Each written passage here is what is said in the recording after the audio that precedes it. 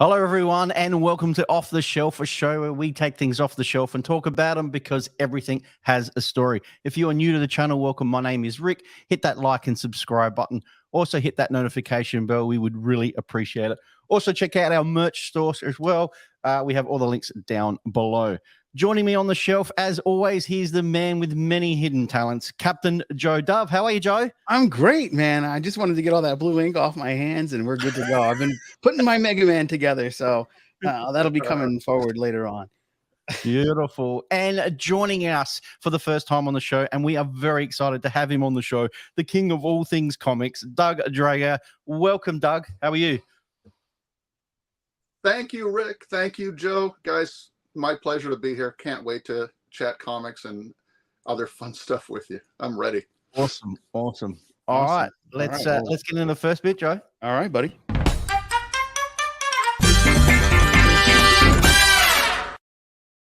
All right, Doug, what do you collect? Well, as you can see, I collect comic books, lots and lots of comic books. I've been collecting and reading comics since I was a little kid. And, as you go through life and you discover girls and you get saddled with college debt and things change in your life, your collecting journey, hits some snags, but I've always come back to the hobby, and it's my passion, and I'm turning it into my actual job. I was really lucky to meet Joe at a comic convention here in New Jersey just a couple weeks ago. Yeah. And so now I get to be a grown adult and talk about and handle comic books all day long. It's so much fun. Excellent. Well, speaking of comic books, Doug, I've got a few of your comic books that you've shared with us. So, Joe, let's bring them up, and Doug can have a chat to them. What do we got here, Doug? What's the first lot here? This is Savage She-Hulk, Marvel Comics. This is kind of a pet project of mine, a set I'm still working on completing. Most people that are into pop culture or comics certainly have heard of the She-Hulk, the Savage She-Hulk. She had that Disney series not too long ago. Her very first appearance was in that issue #1 that you see, bottom of the image there, 1980. That was not only like her first appearance, but also like her origin story. She is Bruce Banner's cousin. And anyway, I tackle this as a little collecting goal because it's kind of manageable. The series only ran for 25 issues, and it's not hard to find She-Hulk comics 1, 2, 3, 4 up to 25. It's not too bad. I'm making it a little more challenging, trying to get everyone CGC graded in a 9.6. So, yeah, I noticed that they're all 9.6, which is pretty impressive. That's my little OCD thing. I won't accept a 9.8. I won't look at a 9.2. I've got all the tricky ones. I'm missing 3. So I'm working on that series from 1 to 25. And of course, the 3 I don't have yet are the random common things that most serious collectors wouldn't even submit for grading necessarily. But I'll get there. I'll get it finished. Yeah. If you go to the next slide, Joe, you'll see a bit of a close-up of the 2 there. So that's what you were talking about, Doug. So that was the first one on the number. Number 1 is there. The neat thing about that is they did an homage cover there. So that She-Hulk #1 where you see her large with the tattered clothing, and then her human form in the foreground. It kind of mimics Hulk #1, the Hulk's very first appearance from back in 1962. So it's a nice little homage cover.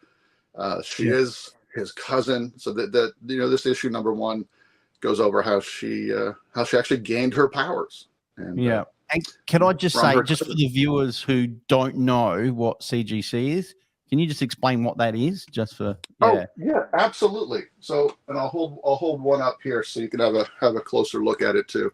So CGC, their logo's all kind of glossy and holographic nowadays. Holographic. CGC stands for Certified Guarantee Company.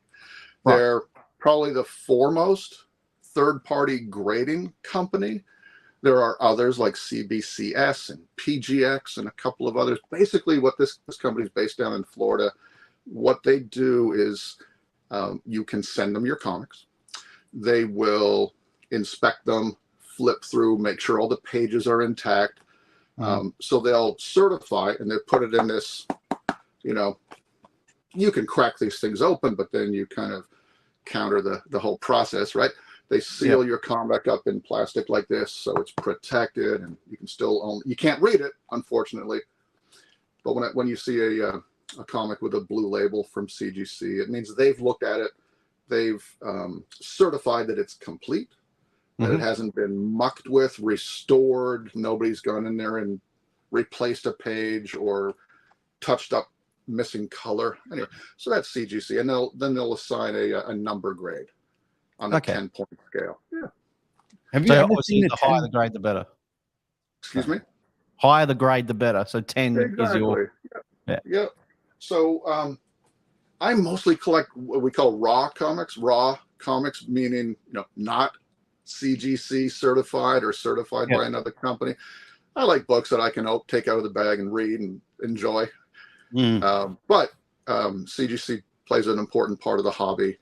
If you're buying a really expensive book from someone you've never met, it's a lot of peace of mind knowing that it's authentic, it's not tattered, it's not, and all the rest. And you get some professional opinion on, the condition.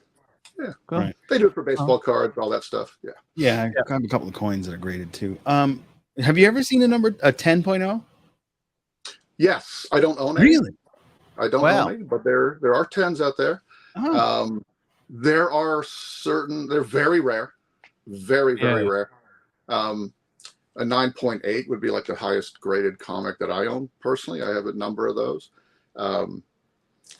And they'll give a comic a 9.8 grade if it's as close to perfect as you can reasonably expect. Even if the top corner of the comic, where the cover is obviously one piece of paper, where it folds at the top corner, sometimes just that manufacturing process causes just a little bit of a tear, tiny tear there. It has to be lacking any of those production flaws basically to get a 10, but they're absolutely out there. And sometimes a certain comic is printed on heavier cardstock, and it's printed in such a way that 10s become a lot more common. There was a Teenage Mutant Ninja Turtles series last year called The Last Ronin, where getting 9.8s, 9.9s, and a few 10s was a lot more likely than regular flimsy paper comics, especially old ones. Yeah. Wow. Man, I actually wanted to get The Last Ronin. Now you're telling me that if I do get it, I can get a 10 out of it. Yeah, that's maybe what I get. And that's how collecting bugs get us, right? So now Joe's got a bug in his bonnet. Now, it's in my head. That's what tomorrow. Yeah, I'll give Doug a call. Doug, how's it going, man? What you doing? Yeah. Let's move along to the next one, Joe. What do we got? Okay. What do we got here, Doug? Looks a bit older. Silver Surfer number 4. This is an amazing series. It's in my opinion, it's one of the most iconic Marvel comic book covers of all time, probably. It's from 1969. I love this book. It's tattered. It's a lower grade copy. It's raw. I'm not going to get this one slabbed or certified in the plastic like that. But the reason I like it, aside from the fact that the cover art and the story are just fantastic, is it's one of my birthday books. Oh. And if you don't know what that means, what's a birthday book? Kind of a fun little side quest that collectors can take on, where you go back in time and try to seek out comic books that were published or released in the same month you were born. Yeah. So it's kind of fun. So if you're interested in checking that out, there's an online comic store called My Comic Shop, all one word, mycomicshop.com. One of those big online retailers. They're excellent, by the way. They have an advanced search function if you're searching for comics that lets you drill in and just show me all the Marvel comics that were published in February 1969. I just gave away my age, didn't I? So this one was on the newsstands. This one was on the newsstands when I came into the world, and so it's kind of neat to go back there, And between Marvel and DC and Dell and all the publishers, there are probably 40 or 50 comics released that month, at least, maybe more. It's kind of neat to pick a favorite, or even try to go after all of them from that month. I mean, for that age, it looks quite good. Like the condition, like the color of that is really good.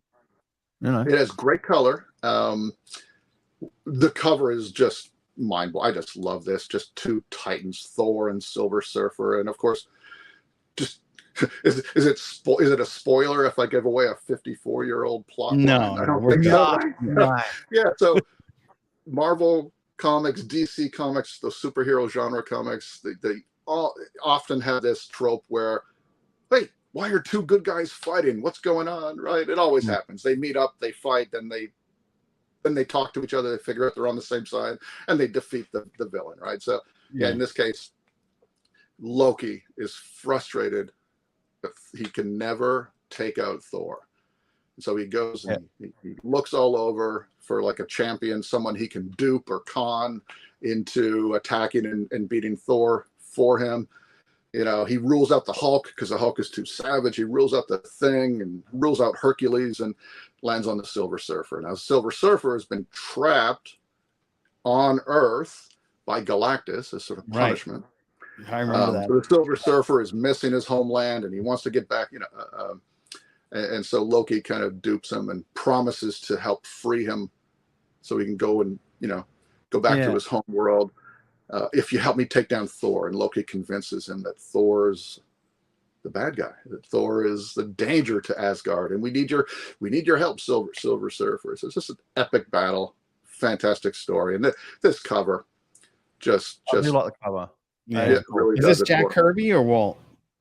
This is Sal Buscema. Oh, Sal Buscema. Okay. Buscema. Yep. Jack Kirby, of course, did a lot of those iconic Marvel, not just covers, but entire stories. I don't know how he produced so much work. He's a favorite of mine. Absolutely. Steve Ditko, Gene Colan. Now this is Buscema, and the story, of course, at the time by Stan Lee. Cool. Wow. Oh, that's a great one. All right, here we go. Next one. X-Men meet the Teen Titans. So we talk about what kind of pushes your buttons as a kid, as when you're young and gets you into collecting. This came out in 1982. Blew my mind. So I was 13, right? Now I had a few bucks of my own. I had an allowance. I had a paper route. I was able to, go out and buy my own stuff. Very cool. Not rely on a grandparent or an uncle to drop a few quarters at the pharmacy for me, right?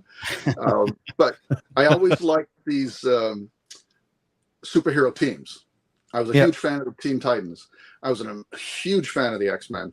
And, I wasn't tuned in to the hobby. I didn't know this was coming. But when I saw this on the newsstand, when I saw this on the spinner rack at my local shop, Marvel and DC together, putting these two teams together, it just floored me. So you had Cyclops and Robin. You had, the two of the most iconic villains, DC's Darkseid and Marvel's Dark Phoenix, and these young hero teams, meeting each other on the page, just phenomenal. And that cover is really cool. Yeah, isn't that neat? Isn't that so great? So the cover is Walt Simonson's work. Yeah. He does the entire book. Oh wow! And with inks by Terry Austin. Now, John Byrne and Terry Austin worked on most of those iconic X-Men comics from the late 70s, early 80s. The Claremont Byrne run where Chris Claremont was writing, John Byrne was doing the pencils, and Terry Austin, the inker, made John Byrne's pencils just that much better. So here's Terry Austin inking Walt Simonson throughout the whole book, just phenomenal. Walt Simonson, by the way, and his wife Louise, still active. Had the pleasure of meeting the two of them at a convention just last month. Oh, wow. Amazing. The two of them have been, comic book creators for decades. Yeah. And they still get out to shows. You can still meet them. I saw them at the Morristown show, Garden State Comic Fest. That's where I met them years ago, before the pandemic. Yeah. I got my, I can't see it, but I have the first appearance of Beta Ray Bill, which I'm sure you have. Yeah, Thor 337. Yes, exactly. You even knew the number. Right. I can't remember the number. Yeah, man, come I have on. the one with Beta Ray Bill on it. Rick's like, yeah, everybody knows that, right? Yeah. Yeah, you know the one. But Joe knows it, and it's like, boom. Yeah. That's him. That's him. Oh. Okay. Yeah, I love Beta Ray Bill as a character. I love the design. It's like an offshoot of Thor, but I love the face because it's like it almost looks like the like a robotic horse that you would see in some sci-fi storybook. So He's got that horse jaw and the I love Beta Ray Bill. So very cool. What do we got? What's I've never this? seen this before. As they say now, for something completely different, right? So most of my collection, and I've got something approaching 20,000 comic books in my collection. That doesn't count the stuff I take to conventions and sell. That doesn't count inventory what I sell in my eBay store. My collection is about 20,000. I have maybe 20 underground comics. This is one of them. It's a genre. It's a collecting focus. I want to spend some more time hunting down to get into something that's just so different. And so this is Zap Comics. I'm going to blank on the year. I think this is very late 1960s. Virtually the entire book is by Robert Crumb. And when we talk about an underground comic, and they spell it with an X, comics with an X typically. These are, when they say they're underground, it's not Marvel, it's not DC, it's not Image, Gold Key, Dell, it's none of those publishers that you see on newsstands these days. These were self-published, counterculture, hippie type artists and writers that, hung around in San Francisco and just wanted to make their art, man. And they printed these in really small quantities. Funny characters, a lot of psychedelic themes, a lot of marijuana related themes, a lot of anti-establishment kind of themes, and just really, really fun art. Usually black and white with color on the covers. And this is a third print. So what would happen is these guys would create this stuff and just use some local printer, and they didn't even have a distribution deal. They were just out in the streets asking a coffee shop or a drugstore to, hey, can I put a few of these here for sale? Selling them on street corners until they began to get a little more popular. So this is a third print. I want to track down a first print one day and finish this run. Yeah. Awesome. Really neat stuff. I like that. I dig that. That's different. Yeah, that's very different. I love it. Yeah. Oh. Journey Fear. There's a bit of a story here. So I said I want to get into more underground comics. Yeah. I would also love to track down more of these what we call pre-code horror comic books. It's a term that gets thrown around, PCH, or pre-code horror comic books, which basically mean horror comics from prior to 1954. And so for a little bit of backstory on this is Journey into Fear number 15. It's from 1 year earlier in 1953. Oh wow! And what makes this kind of special is that, and I'll keep this brief, but in the late 40s and in the early 50s, there were a lot of educators and politicians and psychologists that thought these evil comic books were rotting children's minds, and these comics, like video games in the 80s, and like video games today almost, right? So the prevailing thinking among some of these more conservative people was that comic books were rotting kids' minds, and that was causing juvenile delinquency and shoplifting and premarital sex and all those horrible things. Now, people today, historians, serious thinkers, look back and they say, it wasn't comic books. Come on, it was post-World War II, young men coming back with a lot of trauma, a lot of single mothers, a lot of people transient running across the country trying to find themselves again. And of course, there's some kids drifted off and got into bad influences, right? Yeah. But the panic about comic books made it to congressional hearings. So there was a book, very influential book, called Seduction of the Innocent, published in 1954. Dr. Frederick Wortham, so this I think kind of crackpot psychologist, laid out all the reasons that comics were evil and had to be banned, and it led to book burnings, comic book burnings all over the country. To the point it got to congressional and Senate hearings, and of course the publishers of the time, because these horror comics and war comics and crime stories were very, very popular with kids. 10 cents an issue, a lot of gore, a lot of crime, a lot of these publishers were at risk of being forced out of business, right? Being shut down. Wow. So what they did, the publishers got together as a preemptive strike, and they formed a third party, like an independent organization called the Comics Code Authority. So when we say this is a pre-code horror story, it came out before the Comics Code Authority. So the Comics Code was not a government entity trying to control stuff. It was publishers themselves put an actual respected educator psychologist in charge of the thing, and they sort of self-policed. They sent their stories to get approved by the Comics Code Authority. And you saw that little postage stamp symbol, the CCA, on the top right corner of almost every comic for the next 35 years. And the thinking was, well, if it's approved by the Comics Code Authority, it can't be evil. It must be safe for our kids, and we can stay alive, right? As publishers, as artists in the genre. Wow. So these are track down comics that old, but I'm looking for them. So they are quite rare. These are quite rare to find, obviously. Somewhat rare, somewhat rare. This comic was featured in Seduction of the Innocent, along with dozens of others. It's got a werewolf story where a couple are, young couple are scared of the lurking in the woods, and in the end, the guy discovers it's his wife who's actually turning into the werewolf, and he ends up having to kill her in self-defense. So he kills his own wife. Oh, jeez. Okay. Wow. Of course, that's causing juvenile delinquency, and we must ban these stories, right? It's ridiculous, but that is. That's how it went down. Wow, cool. What do you got, Jay? Hey, here we go. Yeah, this is neat. This is kind of fun. This is Superman number 39, not Superman number 39 from 1940, which would be worth a small fortune, but from 2018. The stories from 2018. I put these up as a couple of my favorites because near and dear to my heart is a charity called Comic Books for Kids. And if you take a look at up there at the top of those covers between the Superman logo and the DC logo, you see Comic Books for Kids little logo.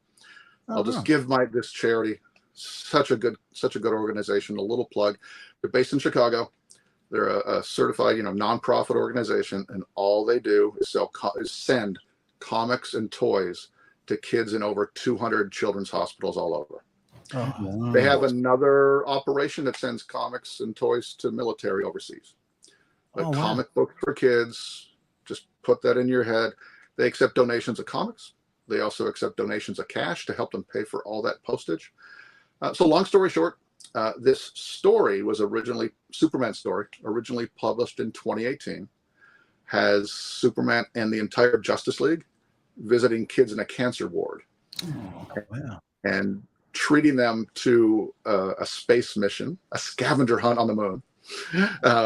So these kids jump in green lanterns, kind of green Power Ring a spaceship, and they all fly off to the Justice League satellite, and they meet Batman and Wonder Woman, and the Flash is there, and Cyborg is there, and these sick kids get a day of adventure with all these superheroes.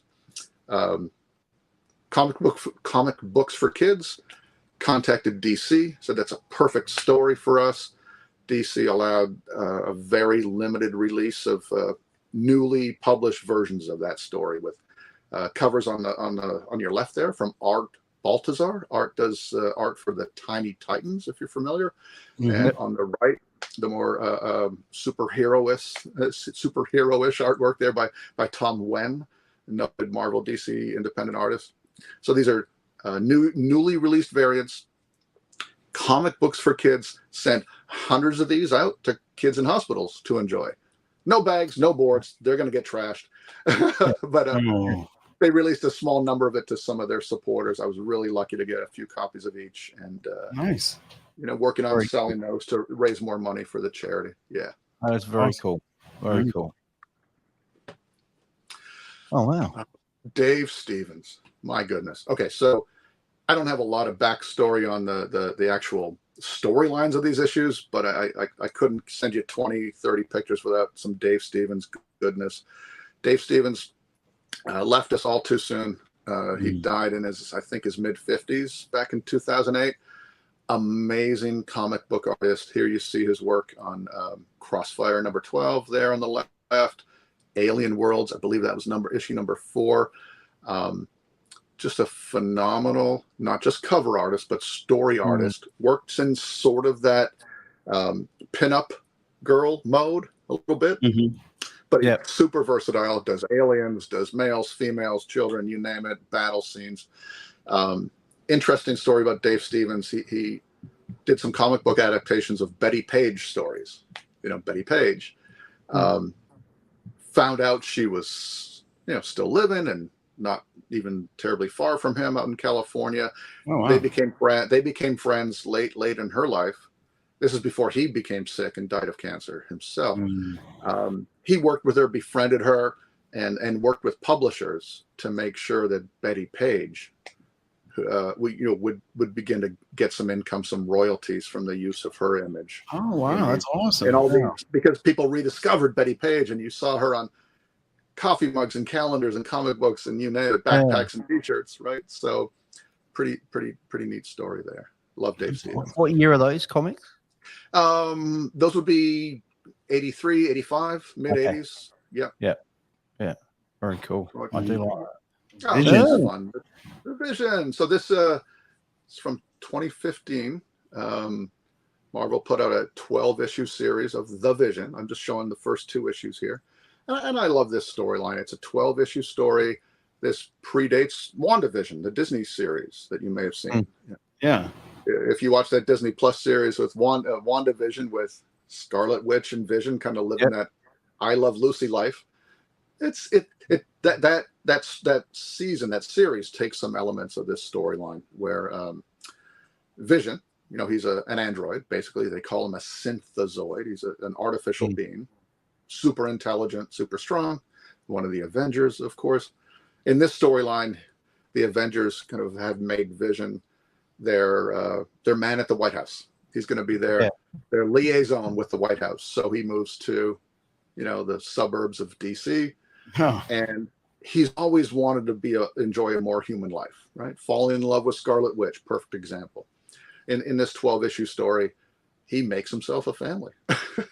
he makes a synthezoid wife named Virginia, and twin synthezoid kids, Vivian, Viv, and Vin. And this family of 4, he's a superhero. He's one of the Avengers. He's saved the world how many times? He's just living in suburban, affluent suburb outside of DC, commuting to his job at the visits at the White House. And there's a very funny scene in episode 1 where some neighbors come to pay them welcome to the neighborhood visit and bring cookies, and they bicker on the doorstep about how they're robots, Madge. They don't want cookies. But the cookie tray they bring those cookies on becomes wielded as a weapon at the end of that issue. It's a really, perfect, really fun read. Really, 12 issues. Track it down. Good stuff. Yeah, awesome. I like it. Hey, bit of Shield, Nick Fury. Yeah, David Hasselhoff, Nick Fury, nonetheless. Not even before that, before the Hoff. Yeah. had to get some Jim Steranko covers in here. Jim Steranko, another just amazing longtime artist for Marvel and some other publishers. So this is the 1960s Nick Fury. Wow. Before this, you had Sergeant Fury and his Howling Commandos when he was an enlisted man, right? When he was Sergeant Fury, and he had Dum Dum Dugan, and they were off fighting Nazis in World War II. That transitioned into Nick Fury as the agent of S.H.I.E.L.D., not director of S.H.I.E.L.D., agent of S.H.I.E.L.D. One of their, almost a James Bond superhero mashup. This series ran for, I want to say 15 or 16 issues. I could be wrong on that. It's mid to late 60s. Just picked out two of my favorite covers here, and you can see the range where, and I think that's issue number 2 on the left. Looks very kind of gothic horror type cover. This is Jim Steranko doing his spooky thing. I think in this story, Nick goes off to Scotland to investigate the murder of an old friend. So there's castles and fog and peat bogs and hellhounds and little ghostly girls walking around in the woods, and it's very kind of dark and spooky. You know? Beautiful art. And then just a few issues later, he's writing this this sci-fi type story. Love this cover with Nick Fury in his spacesuit. The story here is that some other dimensional beings called the Others had to escape their dimension to escape, being wiped off the face of their planet, and they got themselves to Earth in this big spaceship that burrowed down into below the Andes, below in South America, right? 20 years later, they're trying to escape, and their plan is to use their super technology to bring an asteroid on a collision path with Earth. So as their spaceship leaves, the collision of this enormous asteroid with Earth is going to give them the boost, the power they can harness to get back home to their own dimension. Of course, it's going to wipe us off the face of the Earth. It's going to destroy Earth. As so Nick and his pal are off to save the world again, and here they are. Beautiful stuff. Cool covers. I do like those covers. They are really nice. Look at here. Yeah, tell me if you guys know these characters: Moon Girl and Devil Dinosaur. Yeah, yeah. This is much newer, 2015 or 16. So we mentioned Jack Kirby a bit ago. Back in the 70s, he had a series called Devil Dinosaur, where this big red dinosaur was the protagonist. Back then, Devil Dinosaur had a pal that became known as Moon Boy, kind of a semi savage caveman character, Moon Boy. This is 2015, 2016, kind of reinventing the story with Moon Girl. And Moon Girl, far from being a kind of savage child in the wild, she's maybe the most brilliant scientific genius on the face of the earth. We just don't know it yet. So she's, I think, 8 or 9 years old, and she's bored to death at school because her IQ is off the charts. She discovers a piece of alien technology, kind of like an Aladdin's lamp thing, starts mucking around with it. And of course, that brings not only Devil Dinosaur back from the ancient history, from prehistory, brings some savages that they have to tackle, and she develops sort of a mind link with the dinosaur, and they're a pretty formidable pair. Smartest girl on the planet, smartest person on the planet, and big ass red T-Rex that'll just smash whatever she can outthink. Yeah. So she's a younger version of Tony Stark. Very genius. Yeah. She doesn't just rival him. She teaches him a thing or two. Yeah. Wow. Pretty that's fun what I remember. Yeah, she surpasses even Reed. Yeah. Yep. Yeah, she beats them all. Yeah. Epic level genius. Yeah. Oh, but a DC stuff. There we go. Wonder Woman. I am kind of more of a Marvel guy, but I try to read it all. I try to get a little bit of this, a little bit of that. I just put these two up because it's such a interesting contrast in styles and how DC writers and artists portray a female protagonist like this. So on the left, you've got Wonder Woman. I think it's issue number 199. Amazing cover by Jeff Jones there. He doesn't do the interiors. Jeff Jones, and there's a bondage theme in Wonder Woman comics more than any other title you'll ever come across. And there's a backstory there. But DC did a weird thing with Wonder Woman in the early 70s. That's when this happened here. Wonder Woman decides that instead of going with the rest of the Amazonians, the rest of the, super strong women, Hera and all the rest, off to some other dimension, she's going to stay on Earth, which means giving up her powers. So there was a run of a couple years where Wonder Woman had no bracelets, no lasso. no superpowers. She was just Diana Prince. And it was kind of that, remember Austin Powers, that kind of campy, hip, mod, Brit vibe to it, or the old Avengers, not the superheroes, but Avengers with Emma Peel. Yeah. How now, brown cow? Yeah. There you go. It was very much that that old groovy mod thing where she actually opens up a boutique, but she learns martial arts, and she's kind of this savvy detective figure. I think in this issue she's hired on to protect a millionaire from some evil cult. It's a wacky story. Kind of glad they gave her back her powers, her red and blue, and her tiara and her bracelets and all that stuff. So fast forward to 1993 on the right, and far from Diana Prince, powerless in chains, bondage. There's so much bondage in these titles. Really? She's back to being this goddess, this regal, powerful figure. You can see with their lasso and everything else. Yeah. And then they got the infamous 1 foot, 1 leg up stance, because Jim Lee does a lot of those. You have Batman standing and then Superman with the 1 leg. Now she's doing it. There we go. If you're interested in that, this will sound weird. If you're interested in that bondage thing,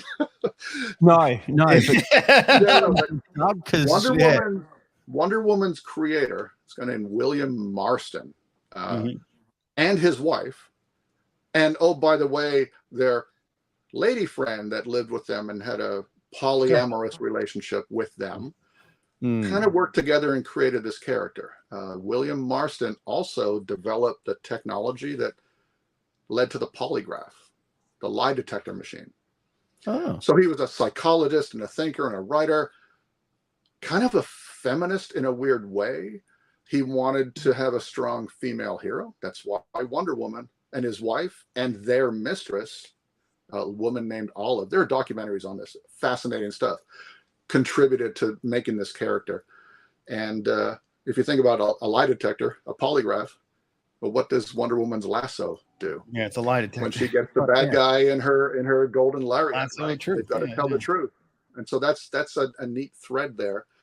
But even though he's always portraying a strong female character, she gets herself tied up like every other issue. There's bondage covers, bondage stories, other characters you can see there, and the cover on the left. It's just rampant. It's kind of funny. Yeah, I think they should do this storyline in the live action. I'm just pushing that out. I think that would be we had Linda Carter.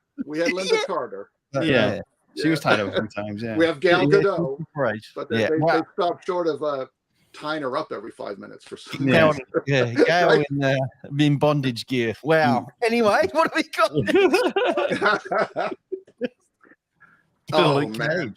Wow. Just one of my favorite comic books, hands down.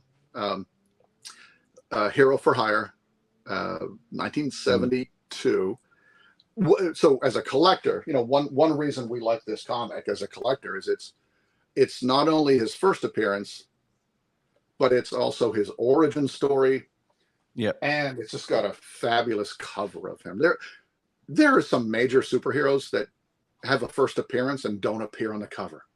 Or they have a first appearance, but you don't learn about their backstory until a year later. Here it is. They just hit you with this. Issue number 1, boom. What was it? 20 cents. Pluck down your 20 cents at the 7-Eleven. Take this home. Wow. First time you've heard of this character. And it's just fabulous. And of course, he's gone on to become a mainstay in Marvel Universe.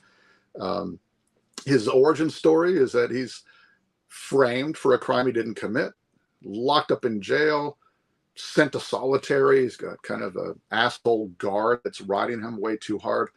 But there's a scientist that wants to use some inmates to run some tests. Yeah.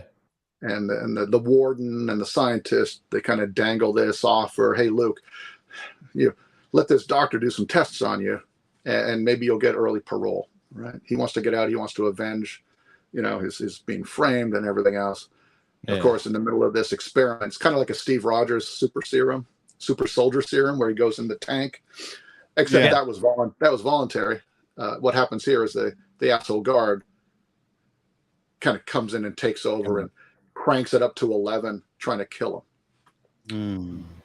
far from killing him, they give him superpowers and absolutely impenetrable skin, and he moves on to just kick everybody's ass. Now, it's a really this is after, it was several years before this that Marvel made Black Panther their first major black hero. Yeah. And Black Panther was a king and of a very technologically advanced society, country, all the rest. This is not that. This is almost a blaxploitation take on an African American hero. Later in this series, issue 9, this is hilarious. There's a book, issue number 9 of this series, where Luke Cage, because he's hero for hire. Once he breaks out, he goes into business for himself as a enforcer, detective. I'll make things right for you. He needs money, honey, right? And I say that because in issue number 9, he's done a little bit of dirty work for Doctor Doom, of all people. Oh. But Doom stiffs him on the bill. Of course. Damn you, Doom. So if you want to read a hilarious story, track down issue number 9 of this. Luke Cage goes to the Baxter building to talk to the Fantastic Four. Of course, they fight at first, and then he talks them into lending him one of their not Quinjets, one of their Fantastic Four vehicles. God, I can't remember what they're called. One of their, supersonic jets. Right. Because he's got to fly to Latveria and get his $200 from Dr. Doom. $200. $200. He's gonna be a little bit more money, He fights his way through all of Doom's defenses, and when they get face to face, he literally says to Doom, "I want my money, honey." $200. Absolutely ridiculous. Tons of fun. Yeah. Very cool. Very cool. What do we got? What's the next one, Jay? The next one is Joe's got some mood lighting going on there. Yeah. Oh, here a little bit of a repeat. I guess I sent you another picture of that same Zap Comics number 1. I just shown it here next to number 0, which actually came out a little bit later. Just another example of these phenomenal underground books. I need to track down some more of these. And get very cool. Oh, here we go. So here's an iconic storyline from Marvel from the early 70s. I believe this is also 1972, those 20-cent covers. A lot of people outside of comic collecting know these storylines from the movies, from the Tobey Maguire movie. Basically, this is the pair of issues, Amazing Spider-Man 121 and 122, that are, pivotal in Peter Parker's life, pivotal in the Marvel Universe. In issue 121, Gwen Stacy dies. In issue 122, the Green Goblin dies. Now, the Green Goblin's death is very much like they portray in the movies, where impaled on his own glider. Right. Yeah. Gwen Stacy's death in 121, just heartbreaking. And again, we're talking about 50-year-old comics. I'll go ahead and spoil it for you. Thanks, Doc. Yeah, Spider-Man and Green Goblin are fighting up top of the bridge. It's either the Brooklyn Bridge or it's the GW, the George Washington Bridge. The movie has one, the book has the other, whatever. Yeah. But Goblin has captured Gwen Stacy. He's got her on top of the bridge. He's threatening Spider-Man that he'll toss her off the bridge. Yeah. In the movie, Peter's got to try to decide: do I save Gwen or do I save the cable car that's falling? He does both, right? In 121, Goblin does toss Gwen Stacy off the bridge. She's not hurt. She's terrified. She's falling to her death. Peter swoops in at the last second, shoots web down to catch her. He does catch her with his web, saves her life, except the impact of her fall stopping so suddenly. You see this little snaps her neck and she dies. Oh, just like wow. Yeah, it's the Amazing Spider-Man movie did that. Yeah. The guilt. And that's why in the more recent movie, Andrew Garfield is so pleased to finally be able to save Gwen from falling to her death. Right. Right. The obviously Peter didn't kill Gwen Stacy. He did. No. He came this close to saving her life, but in his mind, he caused her death. He's racked with guilt, and it's just something about Marvel storylines of these days. Back in the 60s and the 70s, the heroes were not infallible. The hero had problems. Peter had to figure out how to pay for Aunt May's prescriptions. You know, people had issues. It wasn't they weren't just shiny superheroes. And man, was this and then he's got to deal with his rage and you know, hold himself back before he pummels Goblin to a pulp. Right. Yeah. Great story. Yeah. Powerful stuff. The X-Men. I love showing this. They're talking to people about this book. Arguably, this is Gambit's first appearance. Oh. And I say arguably. It's got a pretty neat Arthur Adams cover. Arthur Adams, a fantastic artist here. This is Uncanny X-Men Annual number 14. It's an annual. It's not one of the regular, you know, 265, 266, 267 that come out every month. Once a year, they put out a double-sized big issue, big special, right? Charge you more money for it. Anyway, Gambit, very popular character. Most people would say his first appearance came in the regular series, issue number 266, where he appears on the cover, nice and big on the cover with Storm. Yeah, that's the one I have. And CGC, that's, you know, the trading company. They sort of recognize that as Gambit's first appearance too. Yeah. The problem is this comic came out weeks earlier, and it has Gambit, not just on a panel, not just in a cameo. The guy's on 10 pages. Oh wow! With dialogue, interactions with the other X-Men, costume change. It's kind of so. I like both. They're both good stories. 266 came out a week or two later, but collectors have kind of decided that's Gambit's first appearance. It's kind of weird because people like the cover better. The story happens in an earlier timeline than this story. For my money, this is his first appearance, but love having a copy of each. That's awesome. Cool cover. Oh, this one. This is the heart-wrenching. I couldn't believe you sent that. I was like, oh man. Yeah, here's a little closer look of this. So this is, I mean, they tell you right on, talk about spoilers. Yeah. It's the death of Captain Marvel. Yeah. So younger fans of the hobby, younger fans of the TV shows and the movies may not even know who the original Captain Marvel is, Marvel. Yep. You know, from the late 60s. Here he is. And in this issue, he dies. And it's not a big cosmic battle that kills him. It's not some omniscient, cosmic villain or anything like that. It's cancer gets him. And despite all of the technology that the Avengers and Fantastic Four and these alien cultures can bring to bear on it, nobody can cure his cancer. It's a touching story.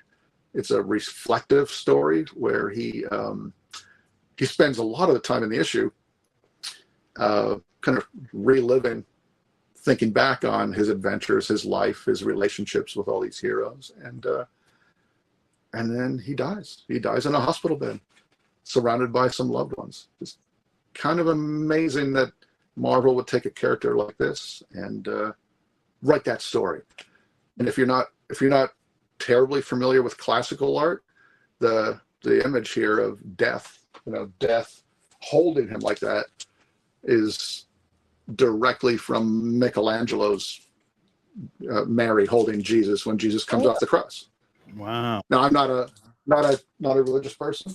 I'm not anti-religious, but that image, pretty powerful stuff. Yeah. Worth a read. Look this up. Yeah. Wow. I know Marvel did a lot of those in those comic styles, real life stories, because, absolutely have that tragedy in their lives and they put that on the pages. Very, very cool. What do we got here, Joe? This is a signature issue. Oh, yeah.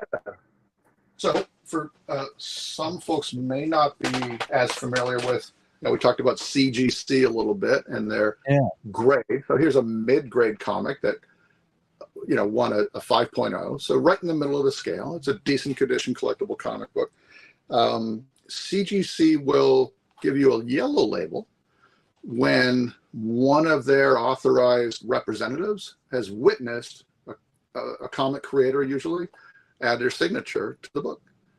So here you have a copy of X-Men 28 from 1967. Wow. The original, the OG series, right? So, and it's the issue where Banshee makes his first appearance.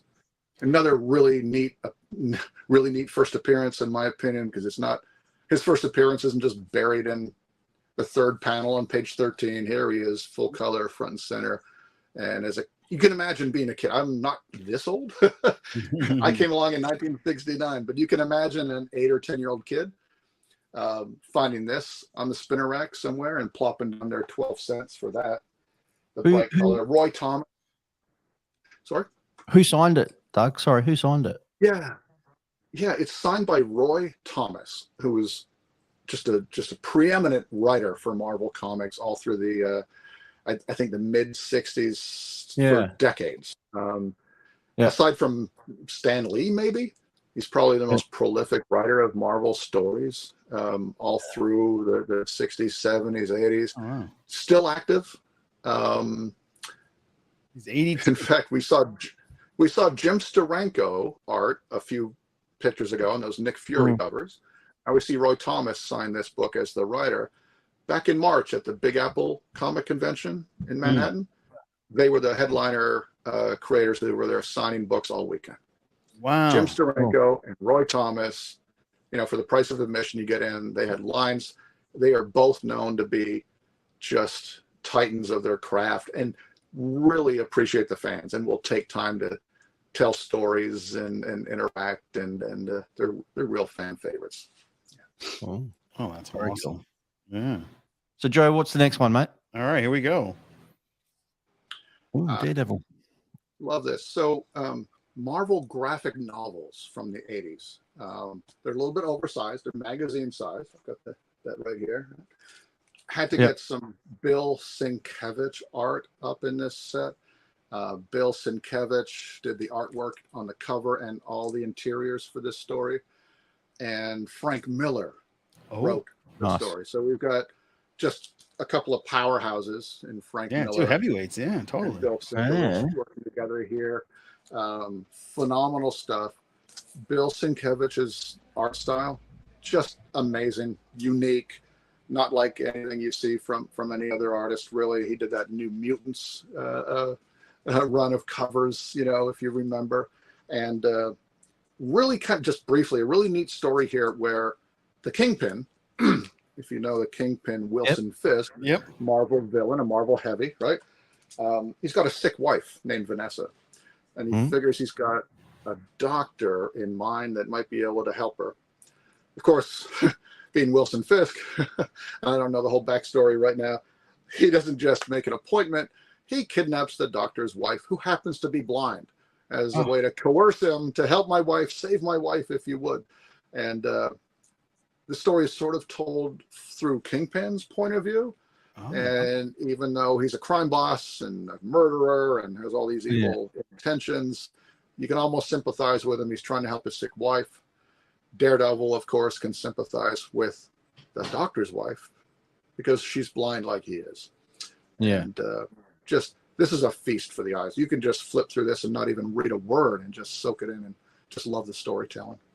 Awesome. Really nice stuff. Cool. Oh, another X-Men. Oh, is this just another one? We looked at that earlier. Yeah. Simonson. Yeah. Speaking of the Teen Titans, so I was a huge fan of the new Teen Titans. Now, this is 1980. It's the first issue of, as you can see, the new Teen Titans. Now, back in the 60s, the Teen Titans existed, and they were fun. They were neat. They were just the sidekicks of the major heroes. Yeah. So you had Robin, you had Aqualad, you had Wonder Girl, and you had Kid Flash. You just had the heroes' sidekicks kind of banding together and kind of a fun story. So in 1980, the new Teen Titans came about. They actually made their first appearance in a little 16-page story. It was an insert in a different comic. This is their first issue of their ongoing series that ran for many issues. And it brought together a couple of those classics, Robin and Wonder Girl. And Kid Flash. with some brand new Titans, Raven, Cyborg, Starfire. It's just, but George Perez and Marv Wolfman, such a team. Marv Wolfman as the writer here, George Perez. Now, we lost George Perez and Neil Adams just over a year ago. It's so sad. Some of the most amazing comic book art. As a kid, I just devoured this stuff. Beautiful, detailed scenes. Yeah. And they did a great job with that, like the fights. That's what I remember standing out most importantly for as a kid. Incredible. Yeah. When I used to see George Perez, like I remember when the Avengers versus the JLA and Superman, like Thor was throwing the hammer at Superman and Superman grabs it and he has this face like, I'm gonna jack you up right now. You know, it's one of the best things. And it was Perez. They brought Perez back for that. And I was like, I'm so glad they did, because this artwork is incredible. So, X-Men. Oh, this is just such a fun comic. Again, it's like X-Men Uncanny X-Men 143. So I mentioned I love those superhero teams, like the new Teen Titans, like the X-Men. This is the last issue of John Byrne's run on the series. So John Byrne was the artist on the Dark Phoenix saga, and then he went on to do Alpha Flight. Such a great artist. Chris Claremont doing the writing here. I love this story. I love this issue because it's sort of a standalone. What if I described it as Home Alone meets Alien? So Kitty Pryde here. It's Christmas. You can see the Christmas tree back there, which is a little funny because her character is Jewish and probably celebrating Hanukkah instead. But, that's right. Nonetheless, it's Christmas. They're at the mansion, the X mansion, and everybody's gone home or gone off to their other families, and for whatever reason, Kitty Pryde's alone in the mansion. And Mr. Boogeyman shows up, this alien creature, kind of like the xenomorph from Alien, kind of like the Brood aliens from X-Men comics that would come a couple years later, and incredibly powerful, almost indestructible alien is just chasing her, trying to destroy her, and she's on her own, and she has to use her wits to prevail, to save herself. And I was going to say save herself and save the mansion. She doesn't save much of the mansion. This thing whips it. But she survived, and it's just a great story, and a really fun way, I think, for John Byrne to give us his farewell to the series. Very cool. Weird Science. I remember. Oh my gosh. So this is fabulous. Very old. It's very old. We talked about pre-code horror comics, so comics within the horror genre that came out before, Seduction in 1954. This isn't horror, but it did come out in 1953. It's Weird Science number 20. It's got just an amazing cover by Wally Wood, just iconic, classic artist in the gold and silver ages of comics. So it wasn't a horror comic, but I have a feeling old Dr. Wortham would have had a problem with this one too.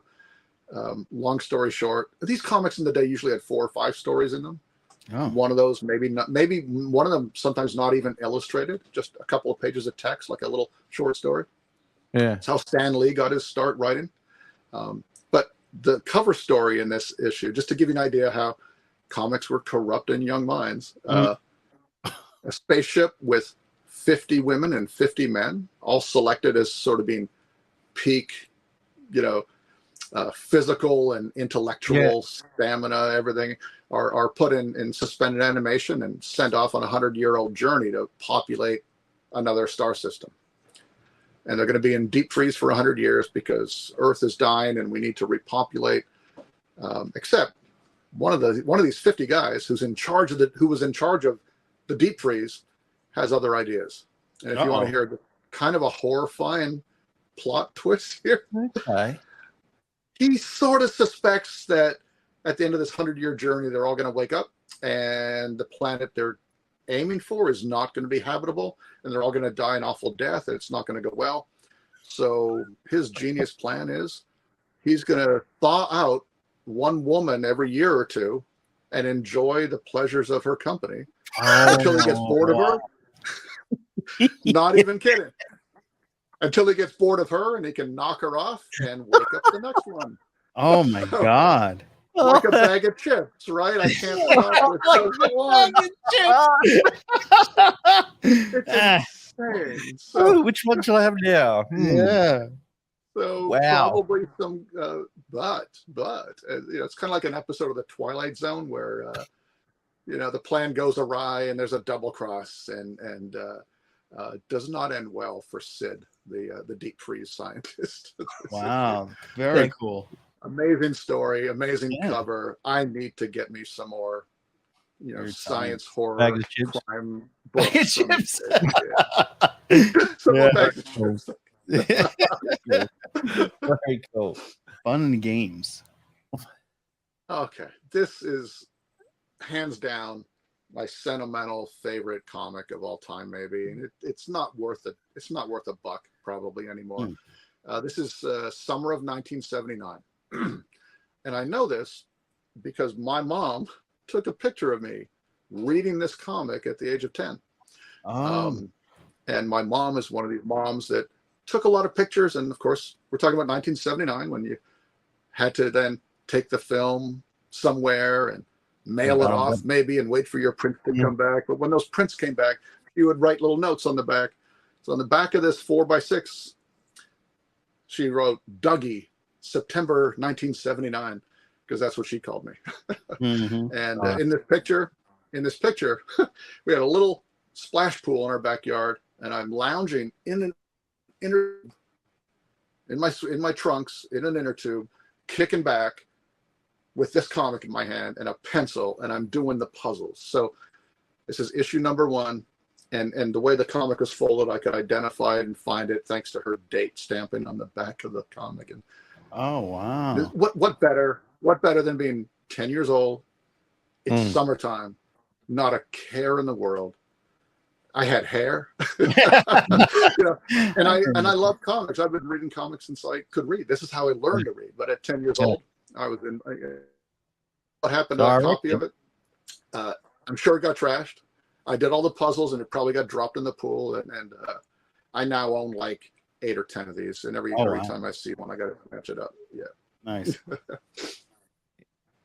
The Fabulous Furry. Oh, here's another.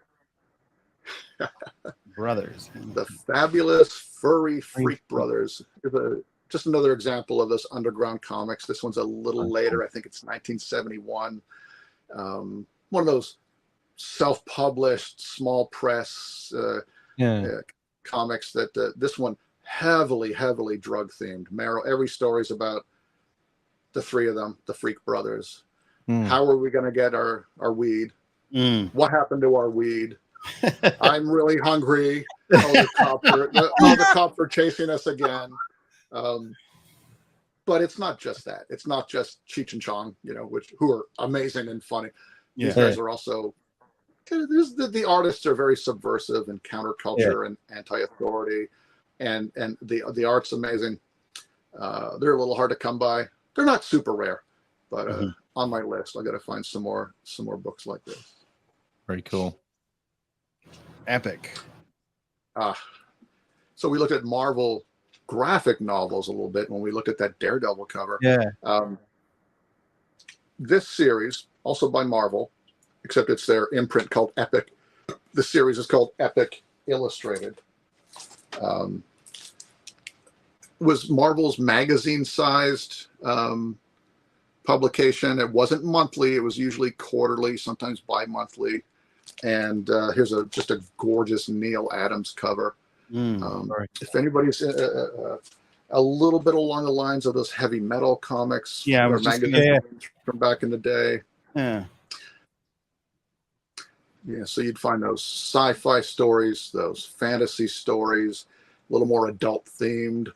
I remember being a kid back in the 80s and buying these and kind of getting away with it because, hey, they're just comic books. But my parents not necessarily knowing that there was some pretty risque stuff going on in some of these stories. A lot of fun. I highly recommend tracking these down. You can find them for not much money at all. Just Oh, good stuff. And there you are, reading that very comic that you mentioned. There's Dougie. Ready? So you were 10 Age here. 10.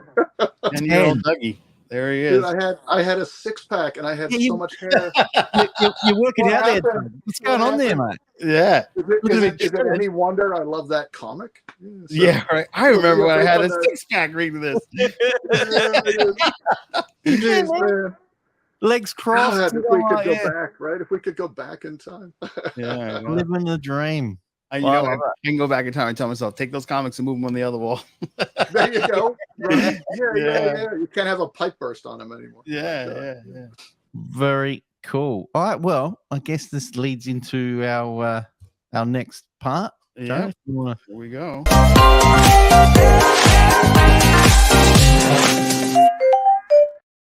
So I guess we haven't really touched on. We've seen this amazing collection, a portion of it, Doug. But where do you get all your comics, or how does this all come about? Yeah. So any collector says the same thing. Joe, we've been talking about this. God, if only I held on to those comics from when I was a kid, right? Mm-hmm. Yeah, I was buying comics or being given comics at a really young age.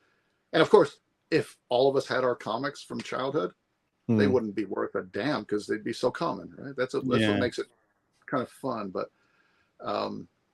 my earliest comic books came from my uncle. So I have an uncle who's my mom's baby brother. He's only 7 years older than I am. Mm-hmm. And when I was a little kid, I'm talking 4 or 5 years old, he had or 6 maybe, he had an after-school job at a pharmacy. Now, back in those days, we're talking about the mid-'70s, when a pharmacy or a 7-Eleven didn't sell all the comics in a given month, they got to send them back for credit. But it was heavy to send a whole stack of comics. So the retailer just had to trim off the top section of the cover, the kind of title block of the cover. Oh. So the owner of this small town pharmacy could get his money back for the unsold copies by just sending in this much of the cover. In theory, he was then supposed to destroy the comics because they didn't sell. Of course, my uncle took them home and they got handed down to me. So that's how I learned to read. I remember my mom for a while being a little troubled that I wouldn't read anything else. But then she got over it when my reading level just kept getting better and better. Comics are good reading. There are plots and there are technological terms and cool stuff. So anyway, I was turned on to comics from a super young age. At age 8 or 9 or 10, I was delivering newspapers so I could make my own money and buy my own stuff. So, back in those days, you bought your comics at a convenience store. Yeah. It wasn't until later you got into comic shop. Now, I mean, I seek out collections. I'll give you the little 360-degree view of the room here. And you don't get this many comics, 1 or 2 at a time. So now I'm turning this into not only my hobby, collecting these, but also my business. Cool. So I sell to other collectors on eBay or on Facebook or at conventions where I met Joe recently. And I love doing it. I love helping bring comics to other collectors. So, it's all about, say hi to Sophie. She's poked her nose and she's barking at me. She's bored. Yeah, I've got one of those too. Yeah. So anyway, no, it was my wife. No, no,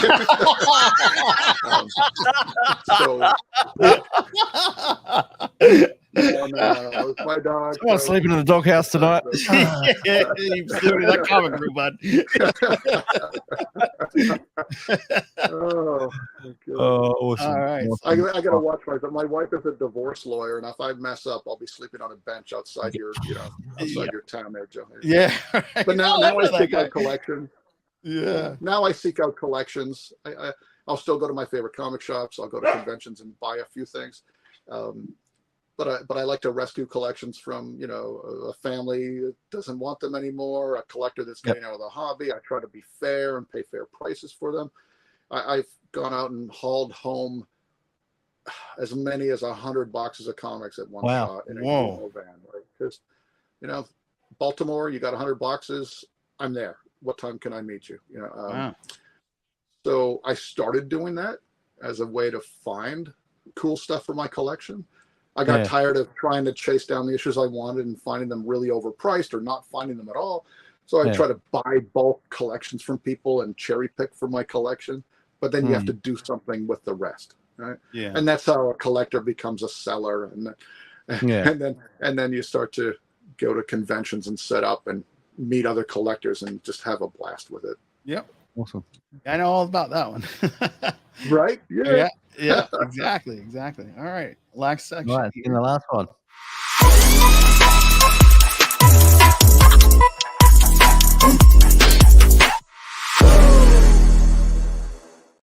I love that intro. Yeah. I love that. I think we briefly maybe touched on it, but why comics, Doug? What was it about them when you were a kid? Oh, geez. Comics are an escape, I think. Right? I think comics are, to a kid especially, a kid of any age, can be a lot more fun than reading prose. Something about the art and the art and the story together always grabbed me.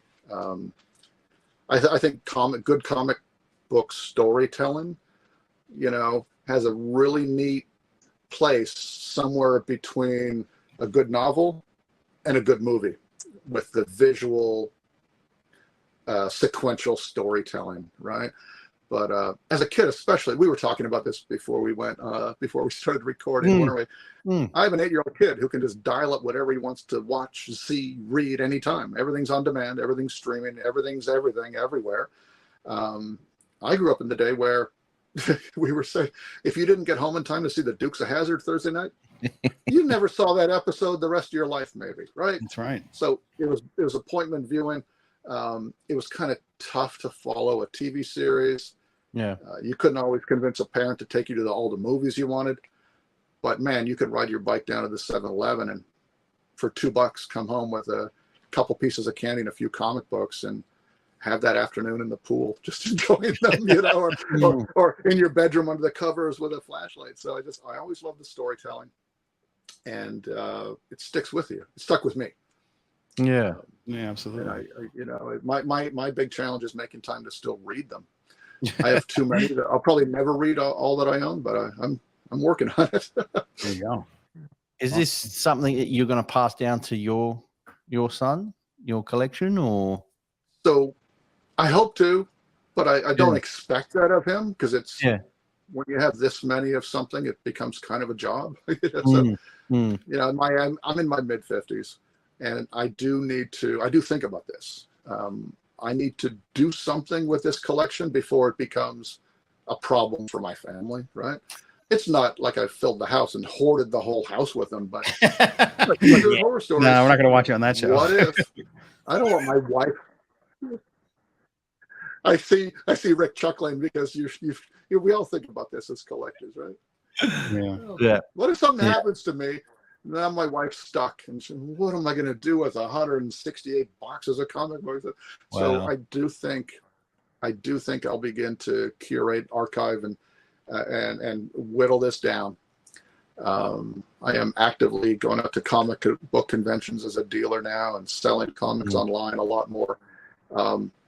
Maybe find some new homes for some of these stories, and I'll probably over time pare down my collection to a couple of manageable boxes. There you go. There you go. Is there something in your collection, Doug, that you're one of your prized possessions, I guess, or something that you really enjoy out of your collection? Is there something that you have that you want to share with us? Yeah, and it's not exactly a comic book. This is a lot of fun. Something I'd love to share with everyone. Tell me if you've ever seen one of Marvel's Mighty Calendars. This is from 1975. I mean, I was 6. I was devouring those comics that my uncle would hand down to me, or that my mom would buy for me at the grocery store. That's cool. Look at that. This cost all of $4 back then. That was probably a nice chunk of change for a kid. Yeah. I imagine a lot of kids didn't need a wall calendar. But as you flip through this, and when I remember, I come up and change it to the right month.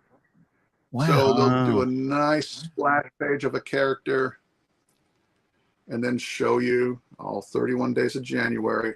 That's and so they do cool. some really fun stuff on the various days. A lot of little gags, a lot of little inside jokes, a lot of little corny comments, like the stuff that Marvel would put on the bullpen pages or the letters pages back in the day. That's cool. That's awesome. So how many of those did they release? one day, there's my man, Luke Cage, busting out of prison or something. That's awesome. Did they release a few of those? I think Marvel put these calendars out for 4 or 5 years, and I should really get around to tracking down the other ones. But there's a favorite. That's something I'll always hold on to. Absolutely. Cool. Yeah. Cool.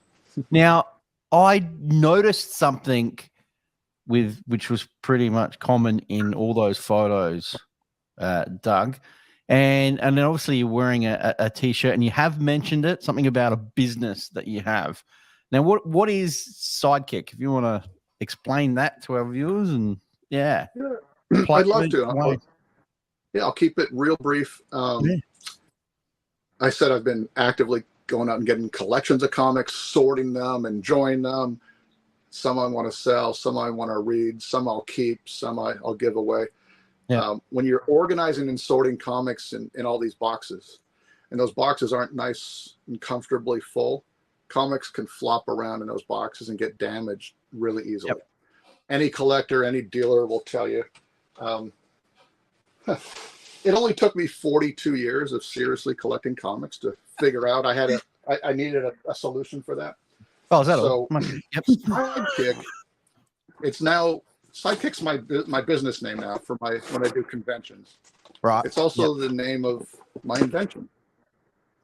Huh. So this is,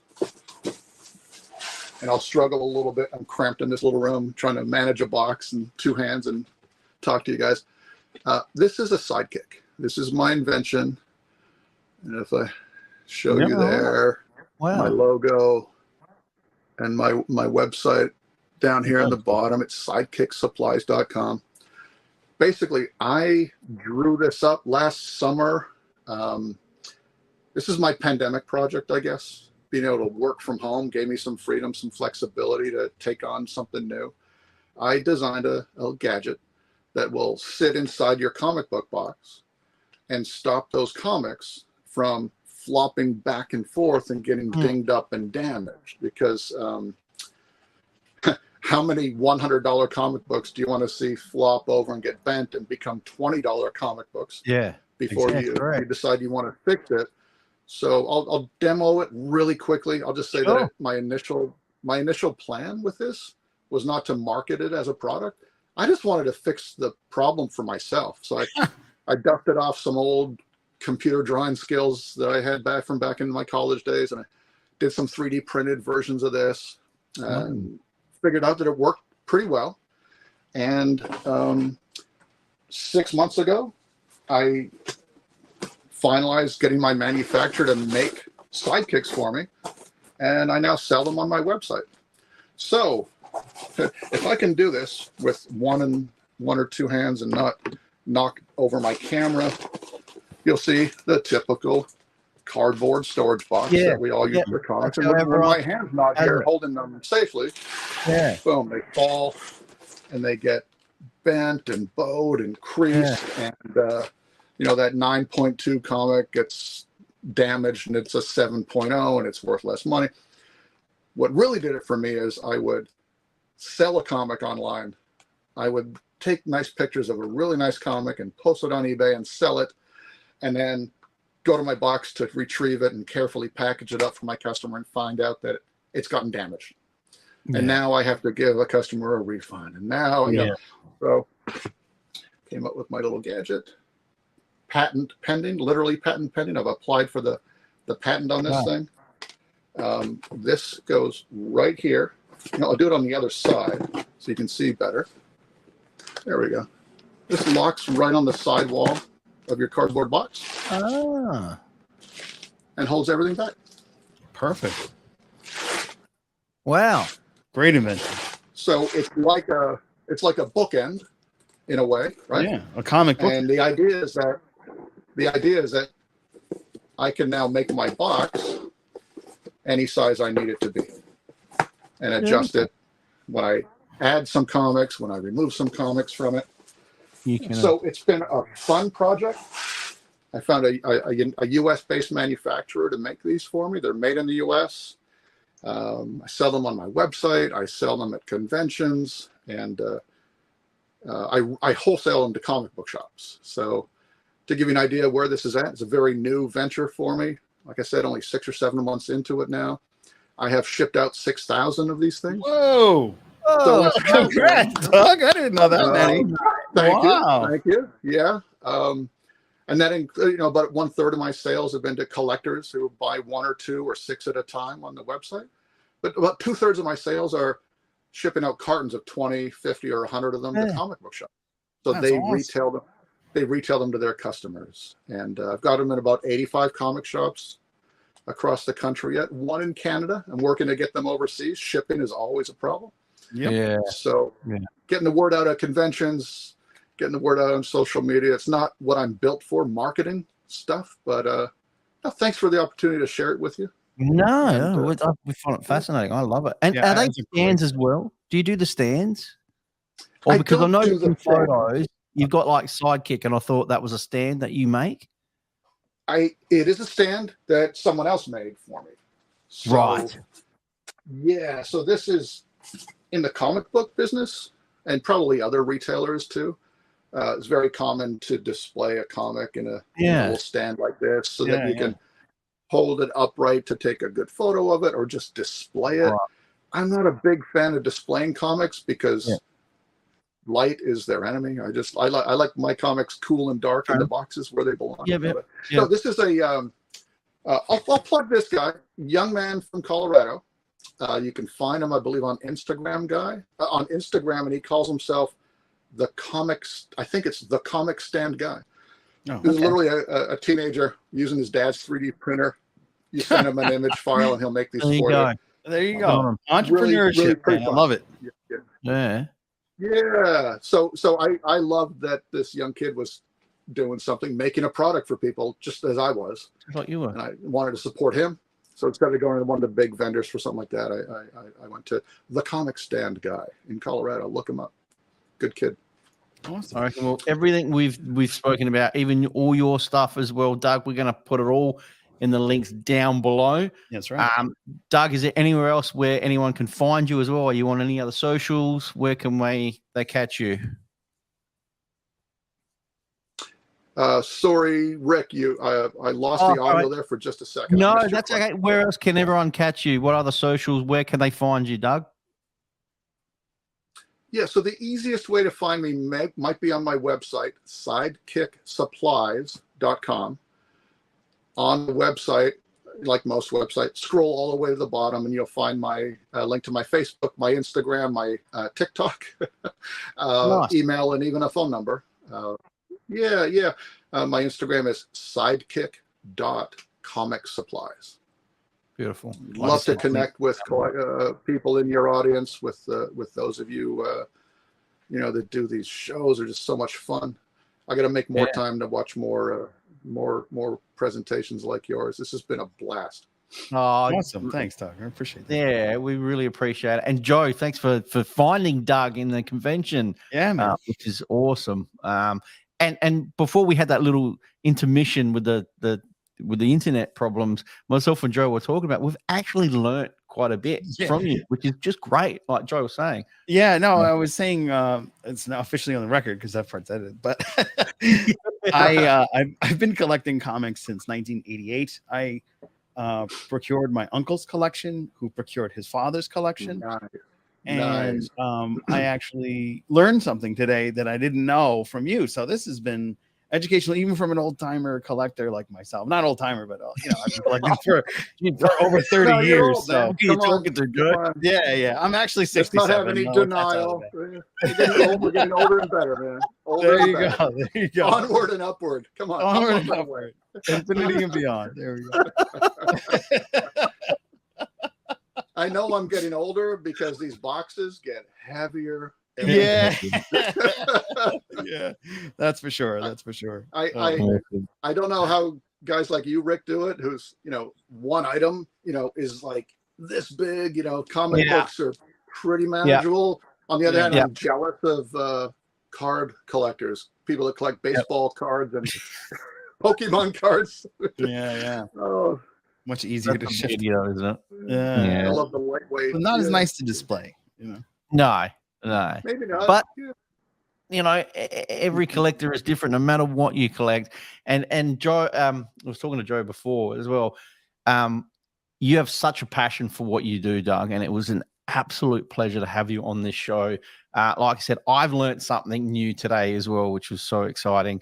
And to see and to share your story of, when you were a kid, that photo of you in that pool and you're reading your comic and you were enjoying it, and you still to this day enjoy comics.